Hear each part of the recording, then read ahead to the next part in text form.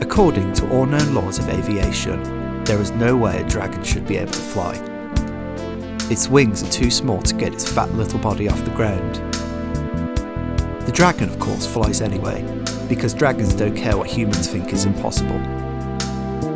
Hello, and welcome back to another episode of my Pokemon Scarlet Surprise Trade Crochet Badge Quest here on the I've Pet That Pokemon channel. A brief overview before we jump in. I'm surprise trading a Pokemon before each gym, Titan and Team Starbase and crocheting whichever Pokemon we receive. Last time we traded a Skiddo for a disobedient Misdreavus, and through brute force we beat Brassius of Artisan City for our first badge.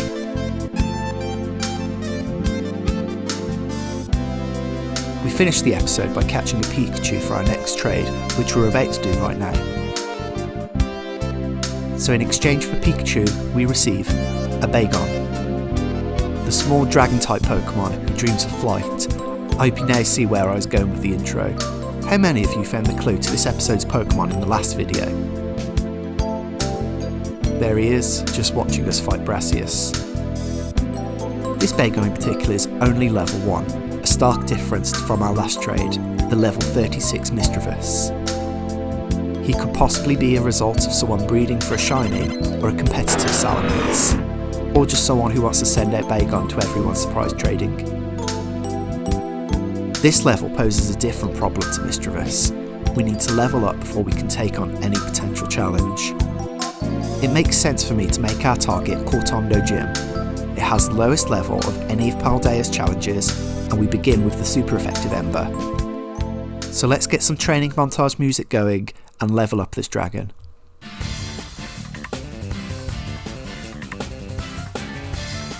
I attempted to do some switch training, but the very first trainer we fight has a Diglett with Arena Trap, preventing Bagon from switching out and allowing the small mole to knock us out. The next trainer has a Hatenna, a pure psychic type. Bagon can bite for super effective damage, so I wasn't really looking at the level difference. Of course Hatenna has the fairy move Disarming Voice and knocks out Bagon again. We're 0 for 2, but can't give up. Along the way with our training, Quaxly evolves into Quaxwell. A little switch training later and we make it to the western gate of Messagoza, where I meet this cute Eevee camping out. The road to Cortondo should have lower level trainers than we were previously fighting, so Bagon gets her first solo victory against this Scatterbug and Drifloon. Great job buddy, we'll get you a set of wings soon. Finally making it into Cortondo, I greet the welcoming Heracross at the town's entrance and check out the local scene. Bakery is this town's theme, and it's literally baked into every building throughout. I'd be remiss if we didn't stop and grab a bite to eat before we crochet and take on the gym challenge. I find an avocado sandwich which boosts Dragon type's EXP, which will be great for Bagon's training. After hitting what I think is a suitable level, I can now turn to crocheting the Rockhead Pokemon Bagon.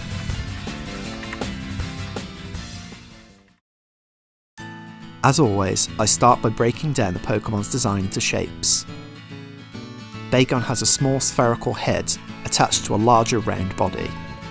I should be able to do this as one whole piece. They have a round snout and a yellow bottom jaw with 2 teeth protruding from the sides. They've got 2 stubby little arms and 2 yellow circular ears. I'm not entirely sure what these are, so let's go with ears. Bagon's underbody is yellow. It covers a small circle at their base and then points into a triangle up to their torso. Their legs are round, ending with a 2-footed toe. I'm not sure if I'll do these as one piece or if I'll break them down further. Finally, for their signature rocky head, they have 2 crescent shapes that sit on the top of the head, surrounding a longer crescent that reaches down their back. I break down some side views too, so I get a better picture of the shape I need to craft.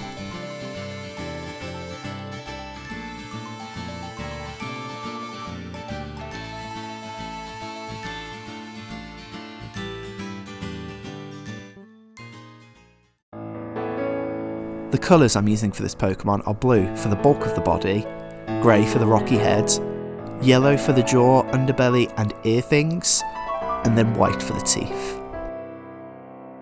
So once again, I get settled in with a drink. I picked up a honeycomb latte this morning, keeping in theme with the future gym challenge. I flick on some YouTube videos this time around. I really enjoyed watching this video by Sir Toasty Toes, where he made every ribbon that his Sizor has attained. I highly recommend checking it out.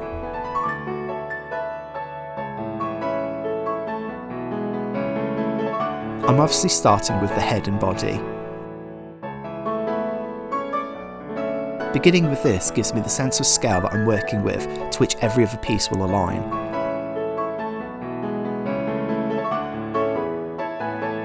Once I reach what I feel is a suitable diameter, I begin to decrease my rounds and stuff the head.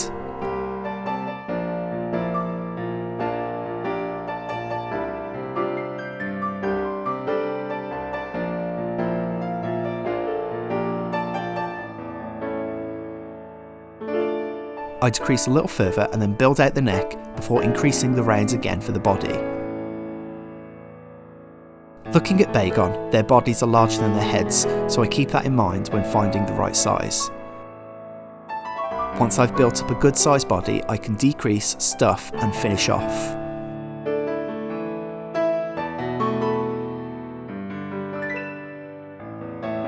I then start on the snout. My thinking is to crochet an oval shape in blue that can be attached to the face and add the bottom jaw on separately.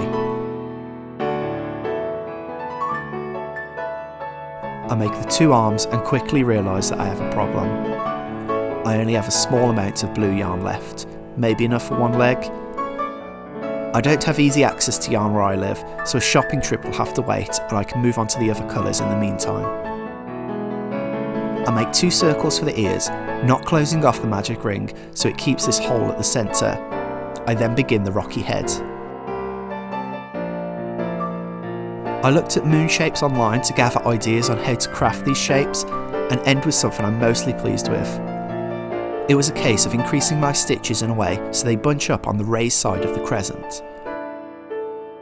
I stuff this and make two before moving on to the centrepiece. This ridge will be larger than the side pieces, but it's mostly the same process until I come to the back.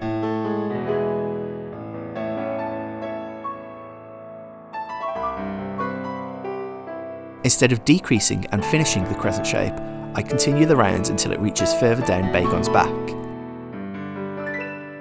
I end the first day of crochet by pinning everything to the body and seeing how it's looking.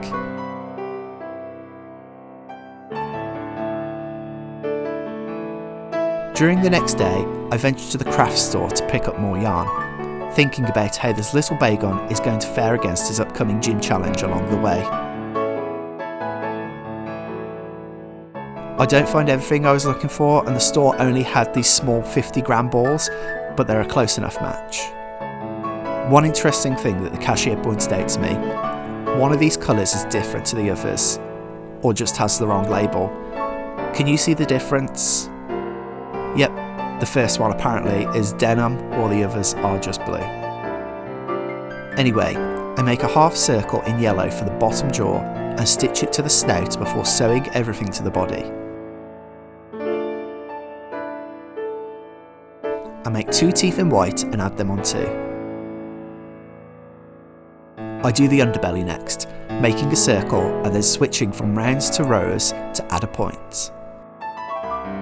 This is stitched to the body before I finally move on to the legs. I will say that I'm not 100% happy with the legs. I should have made them wider and probably in separate pieces like I originally planned. I make the first in the remaining original blue yarn and the second in the new yarn. Despite being the same thickness, the new yarn makes a much smaller leg, so I have to restart, adjust my pattern and hope they look similar enough.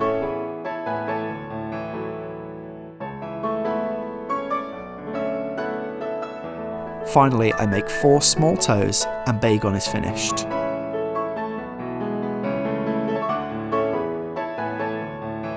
He's very top heavy, and obviously skipped leg day when you see his side profile, but who needs legs when you can fly in about 38 levels?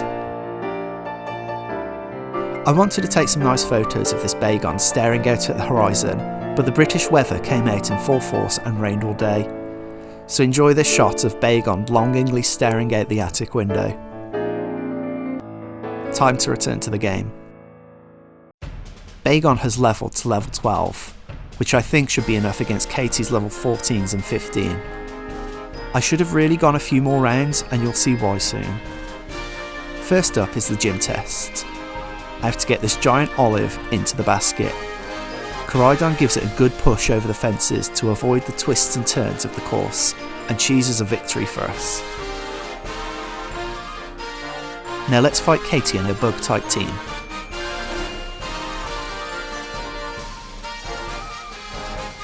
Can I just say that I really like seeing trainers actually interact with Pokemon? Game Freak, please give us more, and maybe expect some art of this Vivillon in the future.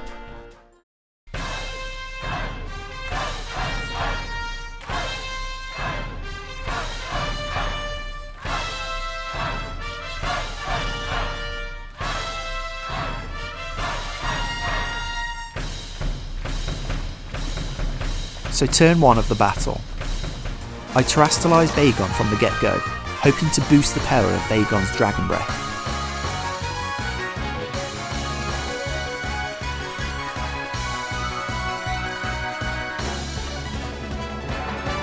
Immediately we're hit with a struggle bug that lowers our special attack. I was relying on that to get us through the fight, since Bagon's rash nature boosts her special attack. It hurts, but Dragon Breath paralyses Nimble, possibly giving us a chance at beating this first Pokemon at least. Bagon hits a super effective Ember next, not doing massive damage, but one more turn should do it. We're taken down to a third of our health with the Nimble's next struggle bug. If my next hit doesn't knock out the Nimble, then we're going to faint for sure, assuming Nimble gets past its paralysis. I take the chance and attack with Dragon Breath. It's not enough. Has Bagon's gym challenge ended early? A few more levels would have prevented this, but just like a Bagon leaping from a cliff, I was too eager to complete this challenge. We're granted a lucky break from the powers that be, and Nimble can't move from paralysis. Now we can hit the finishing blow. Bagon has done so well, but I think it's time for a little break. I let Skiddo take on the next Tarantula. Despite having a bug weakness, we're able to take out the Yarn Spider and heal up Bagon. It takes a couple of syntheses and leech seeds, but Skiddo does his job well. Bagon's ready to come back out. Teddiursa is Katy's ace Pokemon. She terrestrialises the bear into a bug type and it hits a massive Fury Cutter. There's no way we can survive another one of these hits.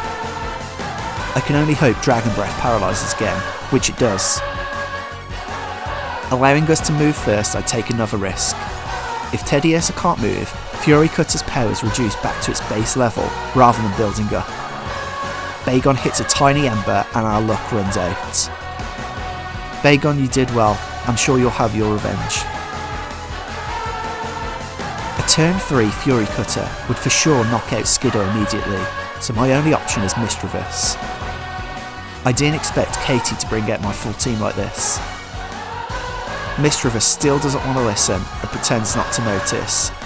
Teddiursa's next Fury Cutter only deals 9 damage, so I know we're good for a while. It's now just a waiting game when Misdreavus wants to attack. In true Misdreavus fashion, he falls asleep next turn.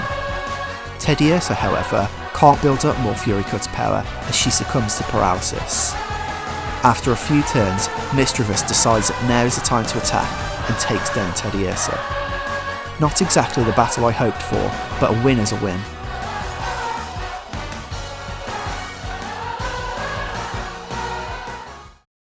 Katy's badge allows Pokemon up to level 30 to obey us. Soon, Misdreavus, you'll listen to me.